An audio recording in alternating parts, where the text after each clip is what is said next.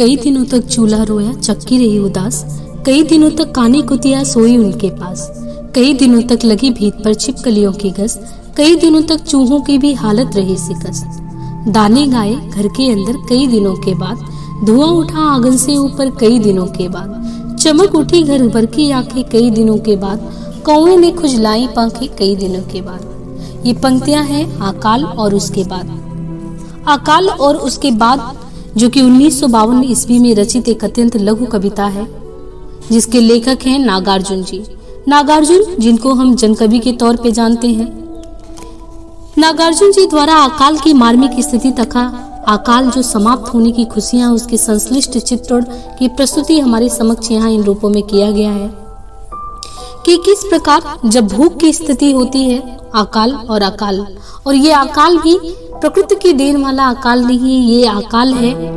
इसका मूल कारण अगर देखें तो उत्पादन की समस्या नहीं कि हमारे समाज में उत्पादन नहीं हो पा रहा, प्रोडक्शन नहीं उतना है। उससे ज्यादा बड़ी समस्या ये है कि वितरण मूलक समाज, जो हमारे समाज में असमानता की खाई है, उसके कारण। और जब भूख की स्थिति होती है तो भूख की स्थिति में मनुष्य की जो सारी चेतना होती है, सारे विचारधाराएं सब शून्य हो जाती है। विचारधाराएं, विचार, चेतनशील क्रांतियां, ये सब होता है। ये तभी होता है जब किसी व्यक्ति का पेट भरा होता है। भूखे पेट न ईश्वर का भजन होता है, न ही विचारधाराओं का निर्माण होता है। तो आरंभिक के अर्धांश पंक्तियों में ये चीज देखने को मिलता है कि किस प्रकार एक व्यक्ति के दुख में प्रकृति कैसे सम्मिलित होती है। प्रकृति वो नहीं है कि उद्दीपन का कार्य करे, जैसे हम रोमानियत में छायावादी प्रकृति में देखते हैं। कोमल प्रकृति में सुकुमार पंत की जो सुकुमार पंत जी की पंक्तियों में देखते हैं, वो प्रकृति। ये प्रकृति जो व्यक्ति है जिसके साथ वाकई में बहुत सारी समस्याएं जो झेल रहा है, कि कई दिनों तक चूल्हा रोया है, चक्की है उदास साथ में। तो चूल्हा भी रो रहा है, चक्की रो रही है। ये एक तरीके से प्रतीकात्मक भावबोध के साथ शिल्प दृष्टि विधान से देखा जाए तो, कि गेयता के माध्यम से ये दिखाया गया, एक बिंब उत्पन्न किया गया है। प्रसिद्ध मुहावरा है कि चूल्हा भी रो रहा है, चक्की भी उदास है। और शिकस्त है, छिपकलियां शिकस्त है, इसका मतलब वो खाने की लाला जैसी स्थिति पड़ी है। एक प्रतीकात्मक तौर पे ये दिखाया गया है कि उस चीज को इंसान के उन लफ्जों में बयां नहीं किया जा सकता जितना इसमें प्रकृति जो साझेदारी अपनी कर रही है उसमें बयां किया जा सकता है। कई दिनों तक चूल्हा रोया, चक्की रही उदास। कई दिनों तक कानी कुतिया सोई उनके पास। और यहाँ पे कानी कुतिया शब्द का भी प्रयोग हुआ है।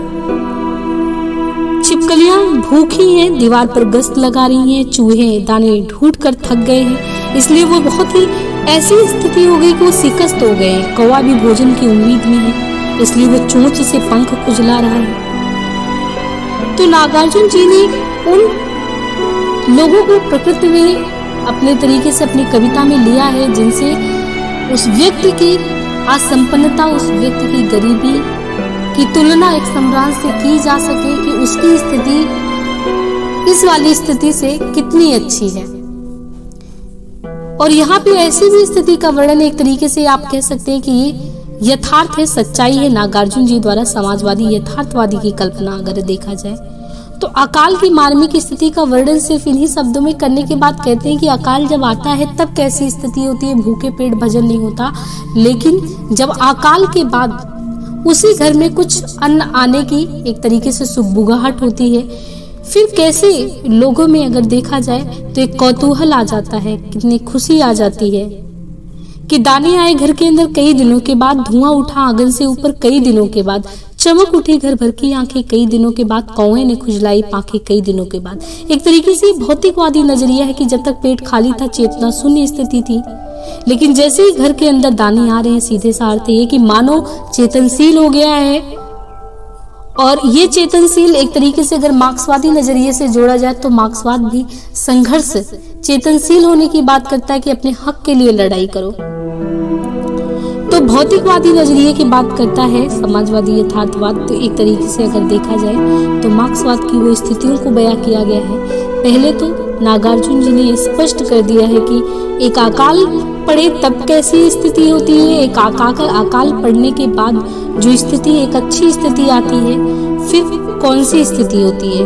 लेकिन फिर भी इस जो कविता है इसमें कुछ जो प्रगतिवादी सोच के कवि हैं उन्होंने अपनी जो धारणाएं वो व्यक्त की हैं। तो दृष्टिकोण उनका आपत्ति भरा इसमें रहा है कि अगर देखा जाए तो मार्क्सवाद की धारणा है कि शोषित वर्ग को तब तक संघर्ष का रास्ता नहीं छोड़ना चाहिए जब तक कि शोषण और दमन की बुनियाद खंडित ना हो जाए। उससे पहले प्राप्त होने वाली छोटी मोटी खुशियों पर बहुत ज्यादा एक तरीके से संतुष्टि नहीं दिखाना चाहिए। लेकिन नागार्जुन जी इस लीक से हटकर चलते हैं। उनका ये मानना है कि क्या दक्षिण, मतलब वो खुद ये प्रसिद्ध कथन उनका कि क्या दक्षिण है क्या है वाम, जनता को रोटी से काम। स्पष्ट है कि उनको दक्षिण पंथी का मोह या वामपंथी का नहीं, या जनता को सब कुछ मिल जाए, क्योंकि एक मूलभूत जो जीवन में चाहिए रोटी कपड़ा मकान अगर वो मिल रहा तो क्यों ना अपनी संतुष्टि को व्यक्त करे। जरूरी है कि वो क्रांति मचा कर ही सब कुछ हासिल कर ले। तो कविता अपने आप में संक्षेप में है लेकिन काफ़ी चीज़ों को समाया हुआ है। और अकाल और उसके बाद जो कविता है एक तरीके से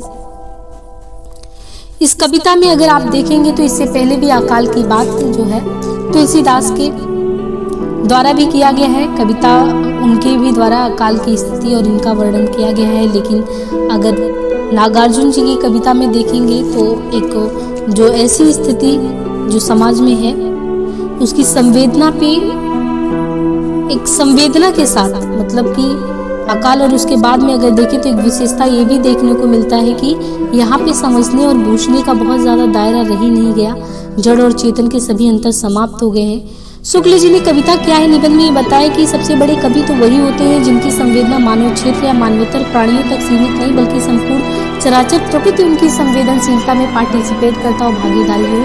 तो यहाँ कानी कुतिया हो, छिपकली का गश्त लगाना हो, कौवे के पाखे खुजलाना हो, ये सब के सब प्रकृति में आए हैं। सिर्फ उद्दीपन के भाव से नहीं आए हैं बल्कि दुख के साझेदार के तौर पर आए हैं। तो इस तरीके से प्रकृति का जो मानवीकरण करके संवेदना के उन अंगों को उभारा गया है। तो ये चीज जो है नागार्जुन जी को अन्य कवियों की कतार से बिल्कुल अलग ही कर देता है। बाकी शिल्प विधान की दृष्टि से देखा जाए तो कुछ भी छिपाने की कोशिश नहीं हुई है। अभिधा लक्षणा व्यंजना में कोई चीजें कही जाती है, नागार्जुन जी साधारणता देखा जाए तो अभिधा के कवि बिल्कुल प्रत्यक्षता बोलने वाले हैं।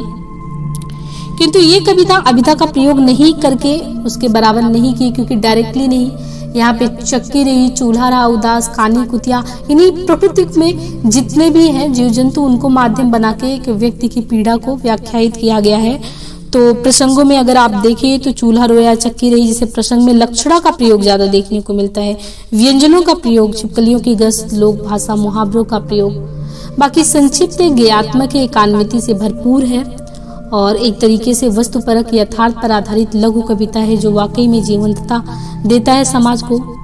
कविता में जो प्रतीकों की उपस्थिति भी, किंतु ये प्रतीक लोक जीवन के, ना कि जटिल या व्यक्ति जिसमें आपको सोचना पड़े कि धुएं कैसे उठ रहे हैं, छिपकली, मतलब एक सामान्य जन की जब ऐसी स्थिति होती है तो आपके प्रकृति जो आपके आसपास बिल्कुल है, नजदीक, आपको दूर बिल्कुल नहीं जाना है। तो ये चीज देख के लगता है कि हाँ, जनकवि वाकई में ये जनकवि हैं, जन जन की समस्याओं को समझते हैं और उन्हीं में से उन्हीं लोगों को मुद्दा बनाते हैं और चीजों को लिखते हैं। चाहे वो हरिजन गाथा में हमने देखा हो, अभी अकाल और उसके बाद कविता में देख रहे हैं, और तमाम जो भी कविताएं हैं नागार्जुन जी की, तो वो जन के कवि हैं और जन कवि के तौर पे वो जन की बातों को और जो हमारे बिल्कुल करीब है उन्हीं मुद्दों को उठा के, उन्हीं माध्यमों को अपना के अपनी बातों को रखते हैं।